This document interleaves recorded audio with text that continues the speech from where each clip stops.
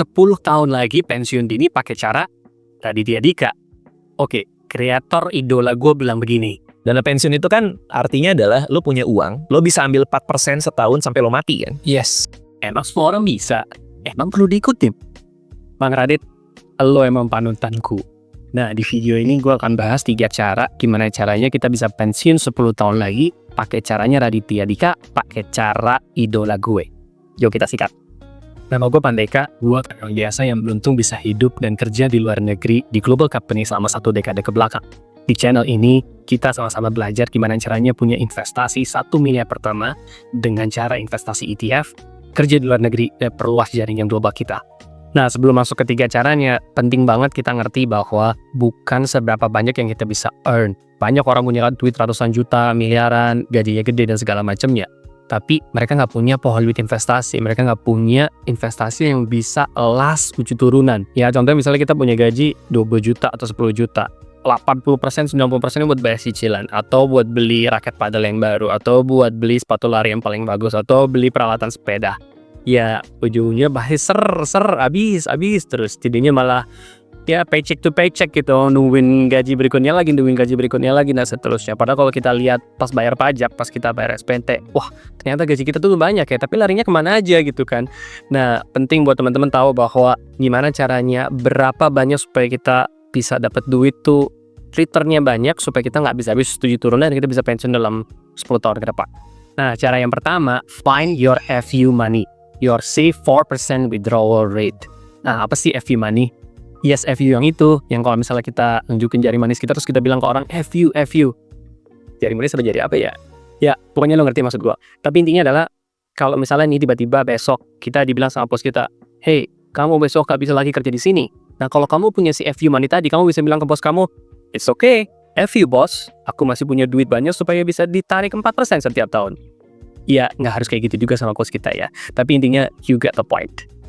Nah, maksudnya gimana? Maksudnya adalah kita punya sebuah nest egg, sebuah keranjang telur, sebuah keranjang investasi yang kalau kita tarik 4% setiap tahunnya, duitnya nggak harus habis-habis.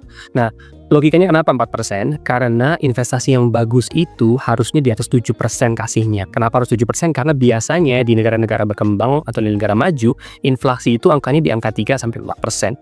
Nah, kalau investasi kamu ngasih 7-8% dan kamu ambil 4%, artinya walaupun ada inflasi, duit kamu sebenarnya tidak akan berkurang. Karena kamu hanya mengambil sekitar setengah dari angka yang itu terus berkembang. Ya kan? Nah, terus kalau misalnya kita mau investnya di mana? Contoh misalnya nih, kita invest di S&P 500, di top 500 company yang ada di dunia ini, which is peaknya ada di US, yang market capitalization-nya more than $8 billion, which is perusahaan-perusahaan gede yang teman-teman udah tahu. Nah, growth S&P 500 selama 50 tahun lebih ke belakang, itu growth-nya berkisaran sekitar 10-12% ketika dividen diinvest balik. Tapi kalau teman-teman punya sebuah nest egg, punya sebuah angka yang cukup besar, kalau growth-nya 10%, teman-teman ambil 4%, itu nggak akan habis-habis. Yuk kita coba lakukan kalkulasinya. Artinya, kalau teman-teman punya 3 miliar, dan teman-teman put itu di investasi yang growth-nya di atas 7%, misalnya di S&P 500, teman-teman bisa ambil duit teman-teman 4% setiap tahun atau 120 juta setiap tahun tanpa khawatir bahwa uang itu akan habis dalam 10 tahun, 15 tahun, 20 tahun, 30 tahun. That's the beauty of the 4% rule.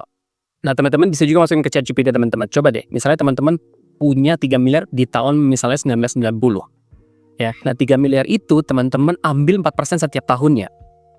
Kalau kita tanya di ChatGPT lagi, berapa duit kita di tahun ke-5, 10, 15, 20, sampai tahun 2025, teman-teman akan kaget. Walaupun kita ambil setiap tahunnya 4%, duit teman-teman tetap berkembang dan nggak habis-habis. That's the beauty about this law. Nah, kalau bro and sis menemukan manfaat dari video ini, tolong ya like dan subscribe. Dan kalau memang ada komen dan ada kata-kata yang salah dan harus dikoreksi, biar belajar bareng-bareng, tolong dong komen di bawah ini ya. Nah, pertanyaannya, berapa banyak uang yang teman-teman perlu investasikan setiap bulannya supaya capai angka 4% tadi? Oke, kita balik lagi dengan angka 3 miliar supaya bisa dapat 10 juta per bulan atau 120 juta per tahun. Sekarang buka ChatGPT teman-teman. Nah, masukinnya promptnya gini aja, boleh pakai bahasa Indonesia tapi gue lebih suka pakai bahasa Inggris. Kadang-kadang kalau Indonesia jawabannya suka ngaco. Nah, ini bahasa Inggrisnya kayak gini nih. Imagine you are an employee in Indonesia investing in an S&P 500 ETF and assume the S&P 500 will grow at the same average rate as it did over the last 10, 20, 30 years. I want to accumulate 3 billion rupiah, allowing me to withdraw 4% annually, which is 120 million rupiah per year or 10 million rupiah per month. Your task is to calculate how much I need to invest monthly in rupiah to achieve this goal in 10 years, 20 years, 30 years, 40 years. Please format the result with commas for easily readability. Jadi, maksud dari prompt yang gue masukin ke ChatGPT ini apa? Dalam bahasa Indonesianya gue nanya gini, berapa uang yang harus gue tabung setiap bulan kalau mau mencapai 3 miliar melalui investasi di S&P 500? Gue minta jawabannya dalam 4 skenario waktu yang ada di bawah ini. Biar lebih jelas gue ulang lagi ya, intinya gue simple aja nanya ke ChatGPT berapa tabungan per bulan yang harus gue lakukan supaya bisa pensiun dengan 3 miliar, which is kalau 4%-nya itu adalah 10 juta per bulan yang lo akan bisa tarik habis-habis dalam salah satu waktu dari 4 opsi ini, 10, 20, 30, dan 40 tahun. Nah, dari sini kelihatan ya resultnya kalau mau pensiun dalam 10 tahun dengan angka 3 miliar tadi artinya harus investasi 13 juta per bulan. 20 tahun berarti cukup 4 juta per bulan. Dan seterusnya. Kesimpulannya kalau kita lihat angka ini makin cepat mulai makin ringan bebannya. Oke, kita rangkum lagi ya. Berarti cara pensiun dalam waktu 10 tahun untuk capai 3 miliar investasi, which 4%-nya adalah 10 juta sebulan, dan nggak akan habis-habis kalau lo ambil, investasinya yang harus kalian lakukan dari hari ini adalah 13 juta per bulan kalau mulai dari 0. Dikali 12, dikali 10 tahun, arti total yang diinvestasikan tuh pokoknya 1,5 miliar. Tapi karena teman-teman investasi di S&P 500 yang growth rate sekitar 10-12%, itu akan jadi 3 miliar. Berarti 1,5 miliarnya itu datang dari pertumbuhan investasi di S&P 500. Teman-teman bisa sesuaikan angka ini dengan target pensiunnya masing-masing yang teman-teman mau ya. Sih, jadi menarik kan? Mungkin kalau teman-teman yang kepengen pensiun 10 tahun lagi ngerasa bahwa wah, kan dari dulu nih gue invest sedikit-sedikit jadi lebih banyak. Atau memang kalau angkanya bisa di-achieve, wah menarik nih gue bisa achieve sesegera mungkin dan seterusnya. Dan mungkin teman-teman 3 miliar nggak ngerasa cukup atau 10 juta per bulan nggak cukup. Ya disesuaikan sama angka teman-teman, tapi teman-teman harus tahu berapa angka pensiun teman-teman supaya investasinya bisa berkembang lebih pesat dan 4% bisa ditarik setiap tahunnya dan pensiunnya bisa lebih cepat. Dan teman-teman paling penting tahu kapan bisa pensiun, tahu kapan harus kerja sampai kapan harus kerja dan tidak terjadi dependensi dengan company atau perusahaan yang teman-teman sekarang lagi kerja. Investasinya disesuaikan sama kemampuannya teman-teman untuk investasi setiap bulannya. Dan this is the real wealth. The real wealth itu bukan raket padel mahal ya teman-teman, atau sepatu larinya teman-teman yang mahal, atau sepedanya mahal. Canda ya, gue juga pengen punya kayak gitu-gitu. Tapi the real wealth adalah angka investasinya teman-teman yang nggak akan habis 7 turunan. Yang bisa diambil terus sampai cucu, cicit, sampai ribet tuh ngomongnya. Pokoknya nggak habis-habis deh. That's the real wealth. Tapi ingat ya, past growth does not guarantee future growth. Tapi S&P 500 itu udah ada di dunia ini dari tahun 1950-an. Jadi pembuktiannya itu udah dari 1, 3, 5, 10, 20, 30, 40, 50 tahun ke belakang, track recordnya udah kelihatan.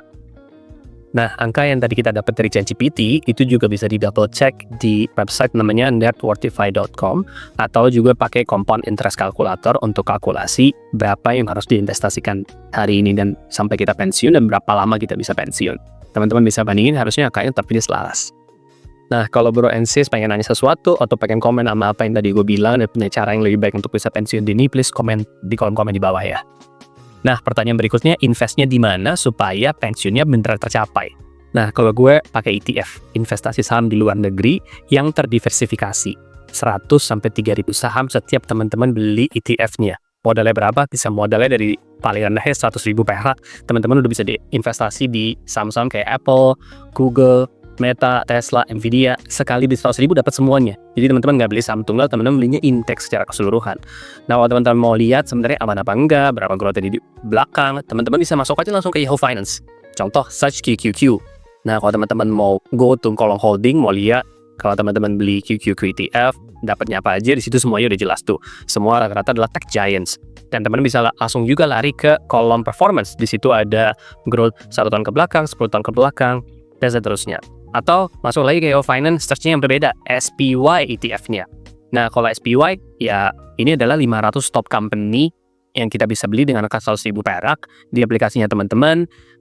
Dan ini ya termasuk perusahaan-perusahaan yang teman-teman pakai dan punya gitu. Ada Apple, P&G, dan banyak lagi. Nah, masuk aja lagi ke Whole Performance. Di situ juga ada track record growth-nya yang jelas, 1 tahun, 3 tahun, berapa bulan ke belakang, 10 tahun ke belakang, dan seterusnya. Nah, kalau menurut gue paling mudah ETF, dan ya yang paling gue mengerti dan sangat mudah dimengerti dan paling gampang di research adalah ETF. Nah, ETF ini juga kita perlu tahu berapa banyak sih orang yang melakukan transaksi biar kita merasa lebih aman bahwa ini memang banyak orang yang ngelakuin. Contoh kayak SPY, teman-teman search aja di ChatGPT, search di banyak channel-channel lain di Google, right? Bahwa contoh kayak SPY ini ada 70 juta transaksi lebih dari setiap bulannya gitu. Jadi ya memang ini transparan banget, ETF ini semua orang bisa ngeliat dan bisa research. Sip, gue bukan financial advisor, gue cuma sharing pengalaman gue selama beberapa tahun kebelakang belajar tentang melek finansial.